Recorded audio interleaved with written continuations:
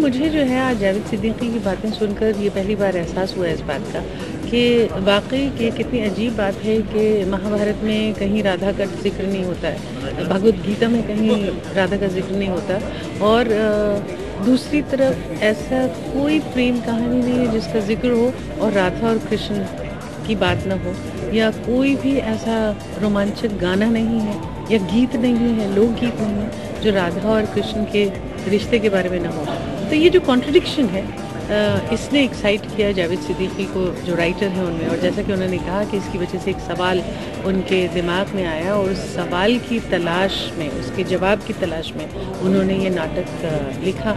मैंने इसे पढ़ा नहीं है, लेकिन उनकी बातें सुनकर मेरा बहुत जी कर रहा है कि मैं फ़ौरन यहाँ से भागूँ और इसको पढ़ूँ। सबसे पहले तो मैं उनको बहुत सारी बधाइयाँ देना चाहता हूँ इस किताब के लिए और इस नाटक के लिए। और कितनी अच्छी बात है और कितनी खूबसूरत बात है कि बीइंग ए मुस्लिम, जावेद सिद्दीकी साहब ने जो किताब लिखी है उसका नाम है श्याम रंग। तो एक यूनिटी की, एक एकता की और एक भाईचारे की जो मिसाल जो उन्होंने हमको दी है वो काबिल तारीफ़ है। कोई ऐसी विधा नहीं जिसमें उन्होंने कहानियाँ नहीं लिखी हैं, नाटक नहीं लिखे हैं। फिल्मों में उन्होंने बहुत सारा काम किया है, बहुत सारी फिल्में, बहुत खूबसूरत फिल्में लिखी हैं। तो ये हम लोगों के लिए बहुत खुशी की बात है। ख़ासतौर से हम जो नए लोग हैं जो फिल्म इंडस्ट्री में आए हैं उनको पढ़ना चाहिए जावेद सिद्दीकी को समझना चाहिए और उनको जीना चाहिए। मेरा ख्याल ये है कि एक अच्छा राइटर एक अच्छा विजुअलाइज़र होता है, और यहाँ भी मैंने सिर्फ विजुअल ही नहीं है बल्कि विजुअल के पीछे और जो बहुत सारी चीज़ें होती हैं, क्योंकि कोई भी विजुअल हो वो अपने साथ और बहुत सारी चीज़ें लेकर आता है,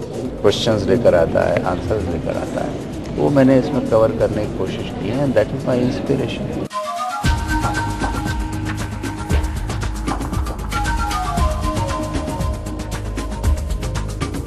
देखिए, हम लोग क्योंकि थिएटर से जुड़े हुए हैं और हम लोग जानते हैं कि हम लोग कितना ज़्यादा तड़पते हैं कि ओरिजिनल राइटिंग हमको मिले और जो हिंदुस्तानी राइटिंग है वो हमको मिले।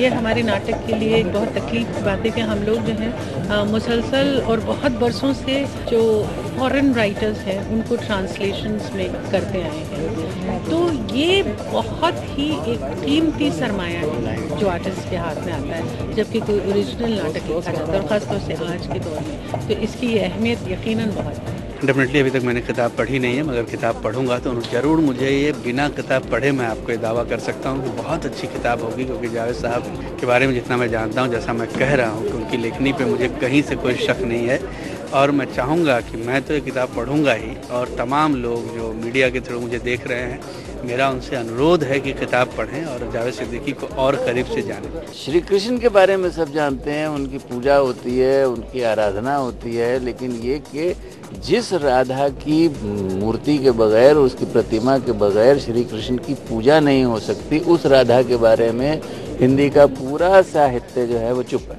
वो कुछ नहीं बताता। मैंने जितना पढ़ा है उसमें कोई कुछ कहता है, कोई कुछ कहता है, कोई कुछ कहता है वो थी ही नहीं, कोई कहता है वो सिर्फ एक गोपी थी, वो कोई कहता है कि उनकी एक ऐसी दूर की सगी संबंधी रिश्तेदार थी। लेकिन मेरे लिए ये रिश्ता जो है श्री कृष्ण और श्री राधा का, ये प्यार का एक ऐसा संबंध है जो हजारों साल से एक प्रतीक बन गया है, और वो प्रतीक जो है वो किसी भी वैलेंटाइन डे से कहीं ज़्यादा इम्पोर्टेंट है। इसलिए मैं समझता हूँ कि मुझे उस रिश्ते को समझना, उस प्रेम बंधन को समझना और अपने नाटक के ज़रिए दूसरों को समझाना ज़रूरी था, अनिवार्य था, और ये मैंने किया।